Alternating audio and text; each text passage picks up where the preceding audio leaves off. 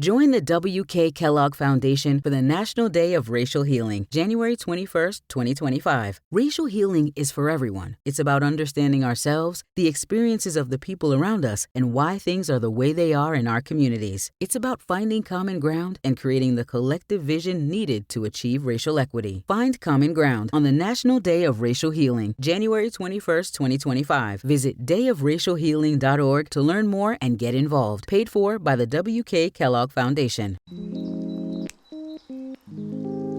Hey, it's Megan Garber. I'm one of the co-hosts from How to Know What's Real. This new season of the How To series is a special one. We've assembled some of our favorite episodes from past seasons, a best-of collection around the themes of slowing down, making space, and finding meaning in our hectic lives. Things I know I can use some reminders about. Each week, over the next 6 weeks, we'll be sharing an episode from our archives. And here's the first. It's from our third season, How to Build a Happy Life, and is called How to Spend Time on What You Value. Take a listen as host Arthur Brooks and producer Becca Rashid explore what might be holding people back from finding and taking advantage of the free time we all seem to crave.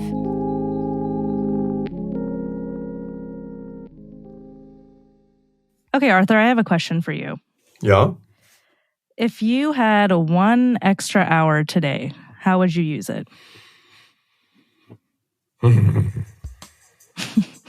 How would I use it or how should I use it, Becca?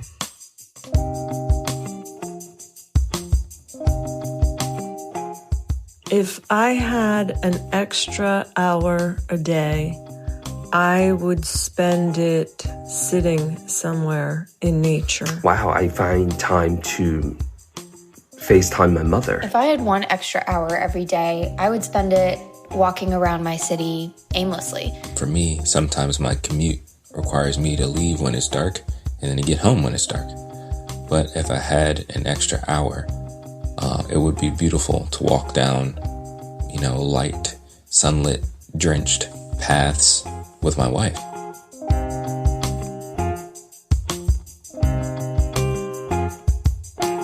This is How to Build a Happy Life. I'm Arthur Brooks, Harvard professor and contributing writer at The Atlantic. And I'm Rebecca Rashid, a producer at The Atlantic. How would you use it first? And then I'll ask you how you should use it. I'd use it to work. Oh, I would work more. Yeah, for sure. And look, it's not that bad. I love my work. I'm crazy about my work. I dream about my work. It's great. I look, I'm working right now. Can you believe it? Right. It's the best thing ever. That's true. But it doesn't mean that endless hours of work are going to give me what I need, because it's a well-established fact to any listener of How to Build a Happy Life that I'm kind of a work addict or a success addict or something like that, or whatever the pathology tends to be, thinking back to the episode with Anna Lemke. What should I do with the hour? I should use it in communion to build love in my life. I should use it to pray, to read scripture, to spend time with my wife, because now we live alone, now that we're empty nesters, to talk to one of my kids, to call one of my dear friends on the phone. That's what I should do with it. And, maybe I would actually, come to think of it, when we're done here, I'm going to call a friend instead of going back to work. The how you would use time and should use time is the big struggle, right? I think especially since the start of the pandemic, our relationship with time has changed so drastically. There's either too much time that you don't use wisely, or you feel crunched for time in a way that all the things you would want to do are no longer an option. There's no right answer, but I'm curious, are you applying yourself in a way that's useful in every waking moment? When you have a time problem like the coronavirus epidemic gave us all, where we became incredibly unstructured, we could use our time much, much more according to our own desires than we were ever able to before. It sounds great, but it turns out that it separates people more or less into two groups. You can call them the strivers and the fritterers. And again, you can't necessarily tell them apart in the workplace when there's things that you have to get done, and there's an exoskeleton that's called your workday in the office. you got to get your work done. And so you're a responsible professional and you do it. You don't just like waste all your time and not go to the meetings and people are waiting for you. You do those things. Right. But when your time is yours, you figure out which is your vice. Now, the world pats you on the back when you're a striver. Congratulations. It's unbelievable. So it's a problem when relieved of the exoskeleton of the traditional workplace, your work sprawls across your entire schedule. That's my problem. The fritterers are a little bit different. When you've got that extra hour, it's just too hard to get to the thing when you just have to get your work done. So a lot of people have found that they fall behind. They get a lot less done. They doom scroll a lot. Right. And if you waste it, woe be unto you, because that's the perfect pattern for actually frittering away the day.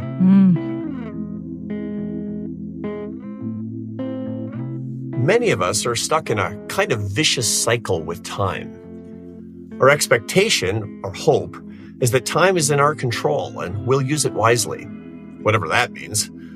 But it doesn't work that way. The reality is that many of us don't really know how to use our time at all.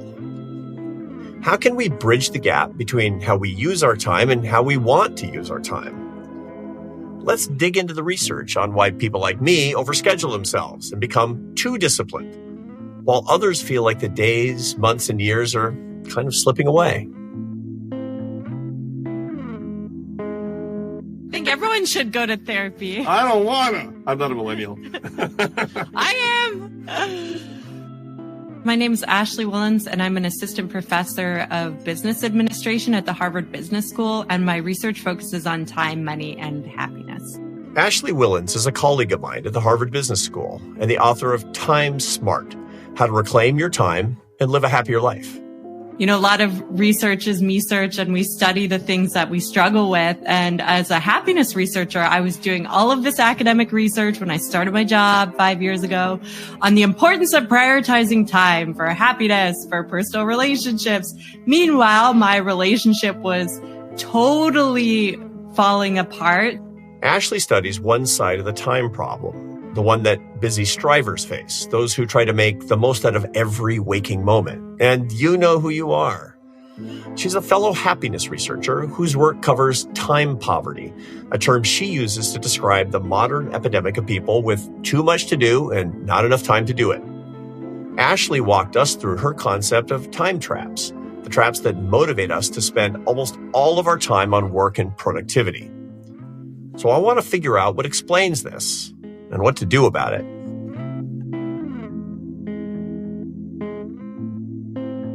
So I had this partner of 10 years.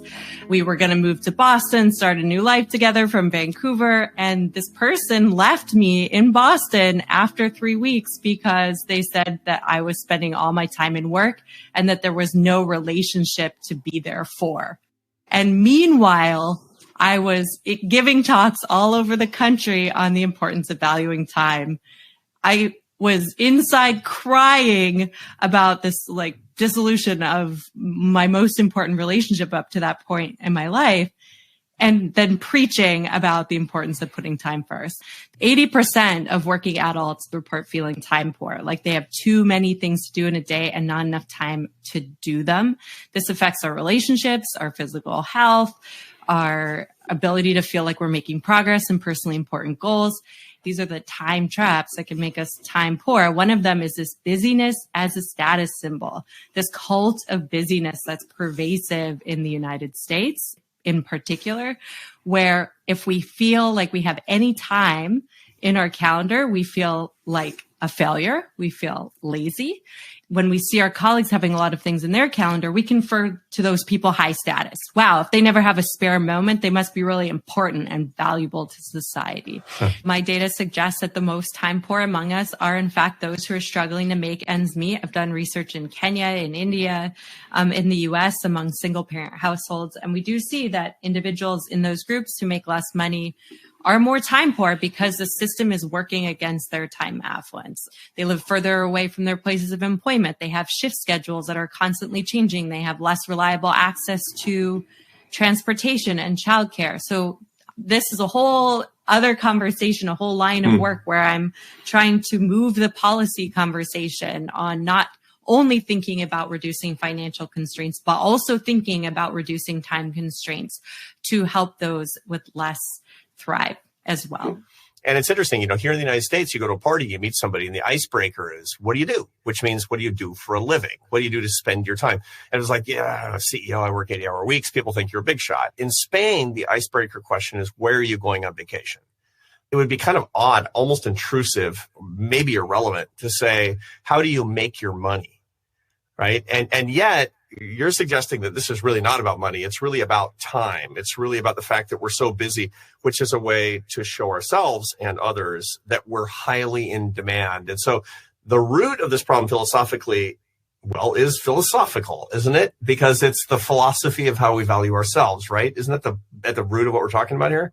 Yeah, this doesn't happen in European countries like Italy, where actually it's the opposite. People who have more vacations seem to be doing something right in life.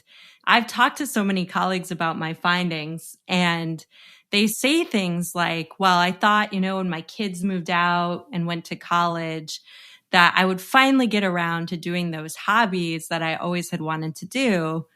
And instead, I just filled those additional hours with work. And I don't know why. And then we would have these conversations about how productivity has become our habit, and we don't even know how to enjoy our free time. We've lost this habit. And they asked me, how do I start to pursue a passion so that I don't fill every spare moment I have with work? Because that's all I've been doing. And it is like we have to almost retrain ourselves to have leisure as a habit so that our defaults are not work emails, work meetings, but instead our defaults are family, friends, exercise, active leisure activities. And we really, especially in North American culture, need to be pushing against work as our default mode of operating. For happiness reasons is what you're talking about. For happiness. Yeah, for happiness reasons. Let me get back to this really interesting question of you. So you were thinking about time, and then you experienced the bitter fruit of not having enough time for your personal relationships.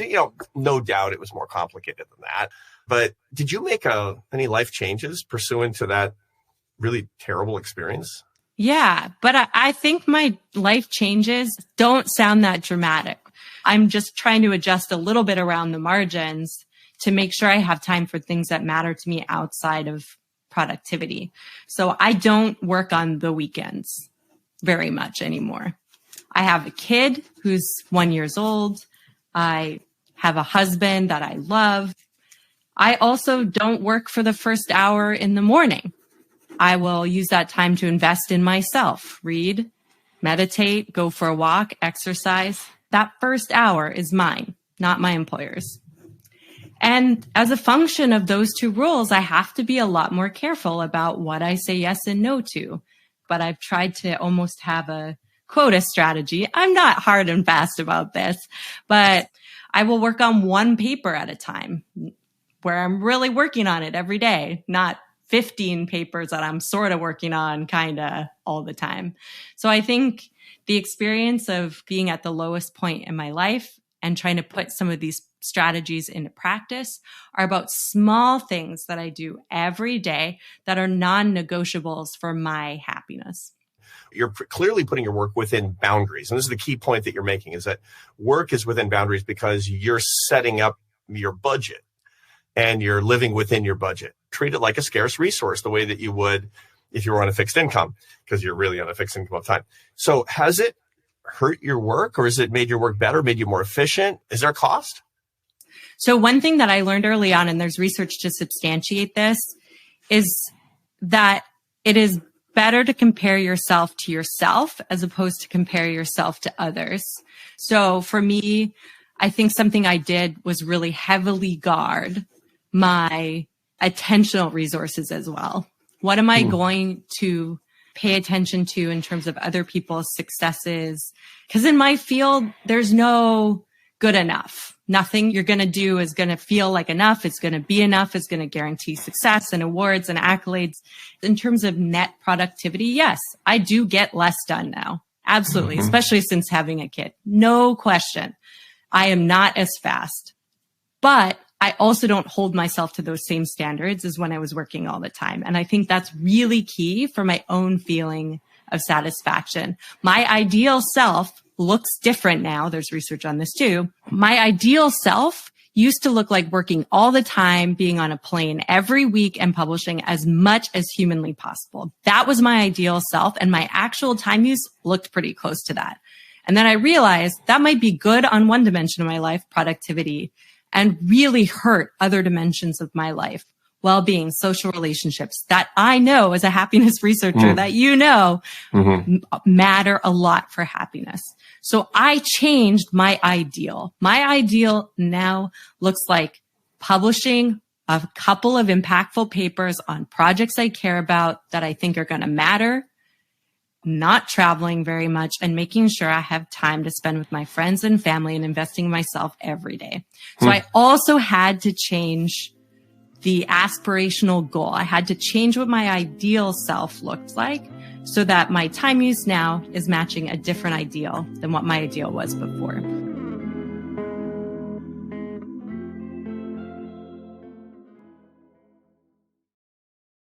Join the W.K. Kellogg Foundation for the National Day of Racial Healing, January 21st, 2025. Racial healing is for everyone. It's about understanding ourselves, the experiences of the people around us, and why things are the way they are in our communities. It's about finding common ground and creating the collective vision needed to achieve racial equity. Find common ground on the National Day of Racial Healing, January 21st, 2025. Visit dayofracialhealing.org to learn more and get involved. Paid for by the W.K. Kellogg Foundation.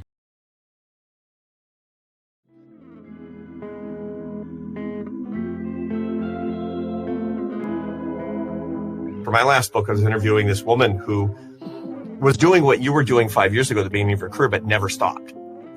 And she's confessing to me that she's got a cordial relationship at best with her husband. You know, she doesn't know her adult kids very well. She drinks too much. She hasn't been to the gym in a long time. And furthermore, that her young colleagues don't trust her decision-making because it's not as crisp as it once was. She's like, what do I do? And I said, you don't need to tell me what to do. You need to use your time differently, than you are. And I said, why don't you do what you know you need to do? And she kind of stops and says, I guess I'd prefer to be special than happy. How much of that is going around? At least she admitted it. I feel like something that's very difficult is that to have this realization, right, you have to understand what you care about and want, like truly what you value. Maybe for this woman that you talked to, she did truly value being the richest and having this productive life more than she valued gaining or improving in these other areas of life. And she seems like she's actually somewhat self-aware about that, right?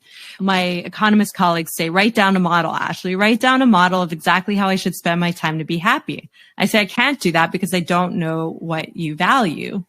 So for us to be spending time in the so-called right ways, we have to know what we truly value. So we have to do that self-awareness, reflective component first.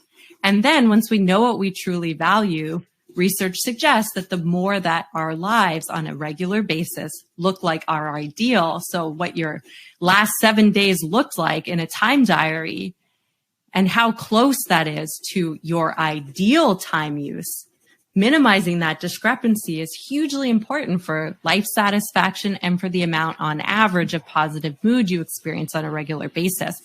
For a lot of people, they might say they wish they had more free time and they could relax more and spend more time with their families, but they don't actually know how to do that. Using your time in leisure is a very special thing. It's, you look at it philosophically. Aristotle made a big comparison or made a big distinction between work, recreation, and leisure. Now, work is productive activity. We all know what that is. Recreation is a break from work to make you ready to go back to work. Leisure is in and of itself something worth pursuing. Now, Josef Pieper, the great 20th century philosopher, said that leisure is the basis of culture. I mean, these are people who elevated leisure, and yet you got to know how to do it. Yeah, absolutely. So I think it's something that we do have to build a habit around. And that's where trying to change 10, 15 minutes, 30 minutes seems a lot more possible and achievable. Going back to behavioral science literature, you want to be thinking about setting a concrete goal. And part of the reason in my research, we often trade money for time. So we'll go after money instead of going after time, is money's concrete. We know the value of $1,000. And we know how to count or track 3 hours, 5 hours, 10 hours, and turn that into productivity in our minds. What does it mean to have more free time? That is an abstract concept. What does having more leisure time even mean or look like? So when we're trying to actively set ourselves up for success in these domains that are more abstract, like spending time with friends and family, we need to concretely write down what that means. We like to maximize measured mediums. This is work by Chris Shee at the University of Chicago. We go after the things that we can count and track. That is the way our brains are wired. So we do that for work. Why can't we do that for our leisure time too? Setting a goal of 1 hour of exercise. Active leisure is particularly good for positive mood. Active leisure is things like exercising, socializing, volunteering. 15 to 30 minutes. Mapping out what 30 minutes more of social connection time looks like for you and being very specific about it and putting it in your calendar. We need to be a little bit careful with that suggestion, because as soon as we start counting our leisure, we enjoy it less. And at the same time, of course, exactly the contrary. You can overschedule your leisure in such a way that it becomes a task. I was a CEO before, and it was a grind, man. I missed a lot of my kids' childhood. I just did. But at the same time, I made a commitment. So I get up in the morning, I exercise every morning for an hour. I go to Catholic Mass every morning with my wife. And I do travel most weeks. I travel about, I make about 50 weekly trips a year. And that's a lot, but I'm never traveling on the weekends. I probably miss 3 weekends a year, and I don't work at night. And part of the reason is because I learned all these things that you learned at 32. I learned at 55. And so, woe be unto me. Nonetheless, my quality of life has dramatically increased for exactly putting those boundaries in place. Now, when I schedule my leisure too rigidly, I find that I start to get stressed out when things start to impinge on it, which is one of your points as well. You got to stay flexible on these things. Part of the benefit that you're getting cognitively and psychologically is more flexibility in your life and less rigidness in your life, right? Yeah.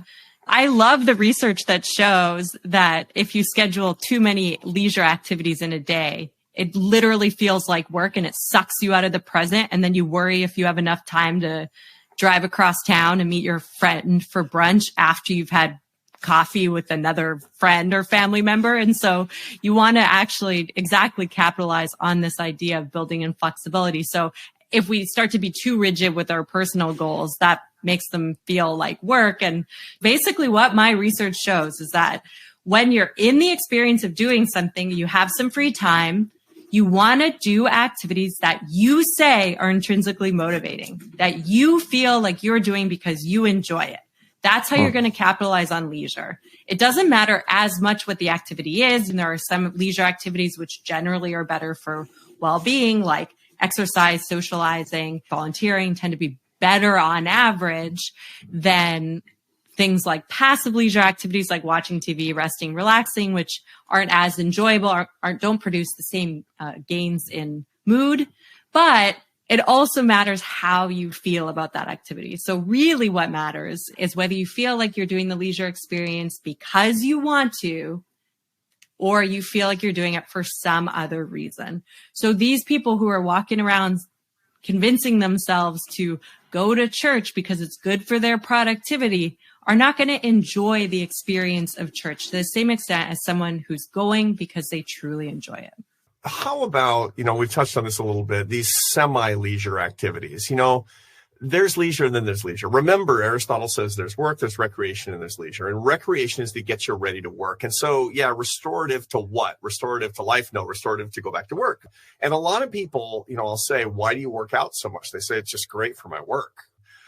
But what about people who are using work as a pretext for leisure? Are they sucking the life and happiness out of their leisure by turning it into just recreation? When you're in the moment of the leisure experience, you will enjoy it less if you think you're doing it for extrinsic reasons. And extrinsic motivation is definitionally you're doing something because someone else told you, or you're doing it for an external reason, like you think you should because it will be good for your productivity. You think you should, or you're going to make money, your mom or you're going wants to get more you fame, or you get more power, or whatever down the line. And a lot of the studies will assume that spending time with your family is intrinsic and going to work for money is extrinsic, but that might be exactly the opposite. Is there a difference in time scarcity and busyness of status between people my age and people, let's say, in their early 20s today? My data suggests that we get better with time as we age. So this is also consistent with Laura Carsonson's work on socioselectivity theory. We start to gravitate toward things that are meaningful as we get older, and we're less likely to do this novelty-seeking exercise. And so in my data, reliably, people who are older tend to be more likely to value time over money and happier as a result. And part of what's driving that isn't simply the realization of what matters to us. It's also that we're typically more financially secure. So there is this very real component in my data whereby financial insecurity, not feeling optimistic about our financial futures, drives this need to fill every single moment with productivity. And that is more common among younger people with school debt, trying to move up the career ladder. And research suggests that we undervalue our future time. So this can also make it difficult for us to choose time in the future when we're planning our schedules. We know that the value of $500 is going to be as good now. Well, okay, we might have to inflation adjust these days, but okay, the basic idea is that the value of $500 now is going to be the same now, 3 months, 6 months, a year from now. That's how we think about money. We just know it's going to have value across time. That's pretty invariant. Now, when it comes to time, we're like, time right now really matters. I'm so busy, overwhelmed, a million things to do. Time in 3 months, nah, I don't really need more time then. Look at my calendar, looks free compared to now. 6 months, even freer. So the extent to which we value or give our lives meaning through work directly is correlated with how time poor we feel and the extent to which we fill our calendars as a way to give our lives meaning. Now, say something to our listeners here who might be saying, I don't know what I intrinsically enjoy. I can't think of anything intrinsically enjoyable to me because I've been so extrinsically motivated for so long. I'm a homo economicus. I'm a machine. What do you tell that person on the voyage of discovery? It sounds like you had to go through this, Ashley. Yeah, do a time audit. At the end of the day, ask yourself, what things did you do across the day and how did you feel while you were engaging in those activities? And then look at which activities brought you the most positive mood. You could also do this through a gratitude. So there's research on this showing that people who take time to reflect on what they're grateful for tend to be more self-aware. So at the end of every day, just think of a few things that made you feel grateful in that day. Maybe that was a quick conversation with the neighbor. Maybe that was, in my case, hanging out with my kid and thinking that was pretty great. Maybe it was listening to a really interesting podcast on a topic you hadn't heard before. And then you'll be like, oh, it seems that I must enjoy those things. I should probably try to do more of them. It seems simple, but honestly, it wasn't really until I started to create some separation in my life such that I wasn't just getting up every single day, working, and then trying to decompress at the end of the day by drinking, because let's be real, that's what happens. There was no space in that schedule that I used to have of work, drink, go to bed, work, drink, go to bed, to even have a thought about what in that day did I enjoy, because I wasn't even taking that a second to pause, reflect, and think about what was bringing me joy and satisfaction on any one particular day. And this is also good for work, right? Because it's going to give you a sense of the things at work that you love and enjoy. Right. And maybe you should try to do more of those and less of all the other stuff.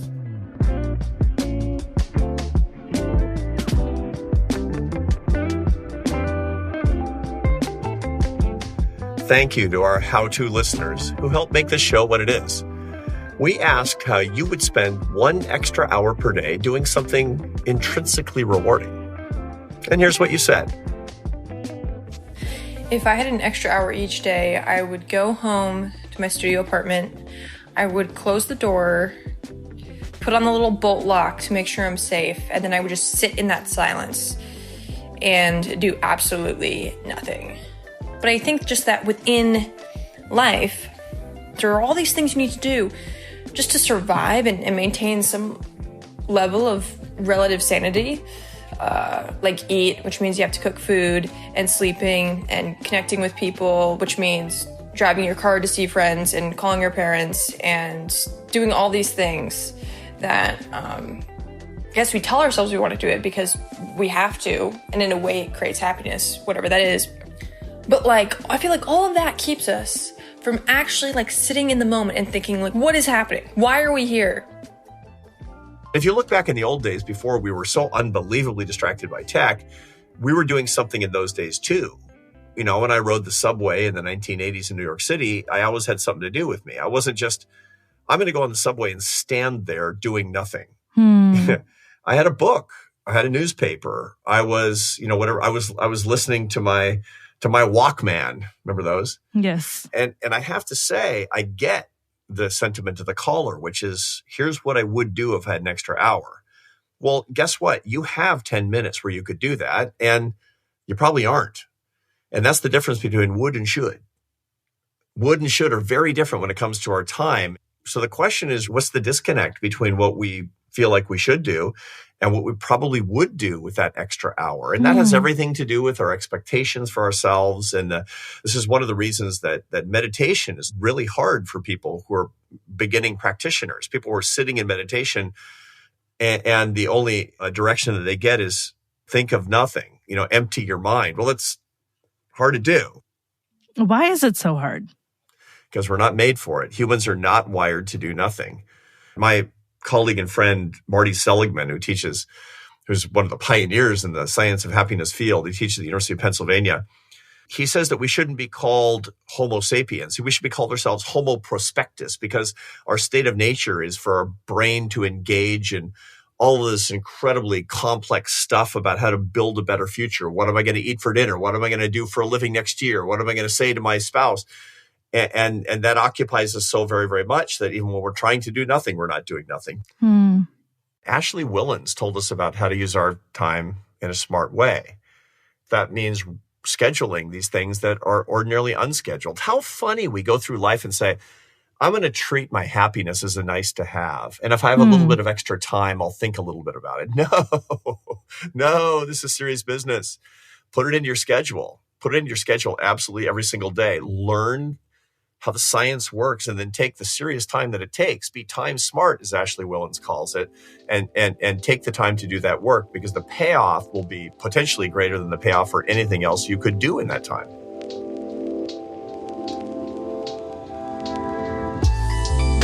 That's all for this week's episode of How to Build a Happy Life.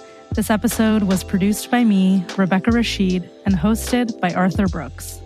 Editing by AC Valdez and Claudine Ibaid. Fact check by Anna Alvarado. Our engineer is Matthew Simonson.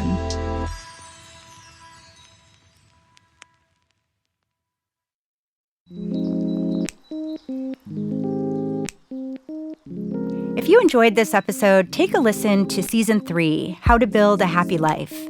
You can find all 7 episodes wherever you get your podcasts. Next up, in our special Best Of collection about how to slow down, we'll look at what it means to really rest. There is a very long history across pretty much all cultures and religious traditions about things like the spiritual value of rest, right? The idea that there are connections that we can make or things we can understand about ourselves, our place in the world, the nature of our lives that only come when we're resting or, when we're still.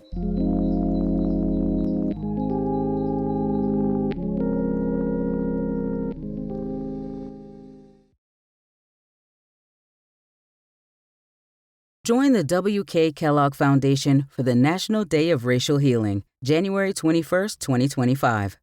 Racism shapes all our lives, no matter who you are or what you look like. It is not simply about who we like or dislike. It's about who has a fair shot at opportunities to live the life they want and who ends up left behind. Yet racial healing is about changing things for the better. The experience takes place on a personal level and in your community. It helps us understand ourselves a bit better, learn about the experiences of the people around us, and explore why things are the way they are in our communities. Racial healing is for everyone, and it all starts with a conversation, a space to create common ground on the road to achieving racial equity. Join us in finding common ground on the National Day of Racial Healing, January 21st, 2025. Visit dayofracialhealing.org to learn more and get involved. Paid for by the W.K. Kellogg Foundation.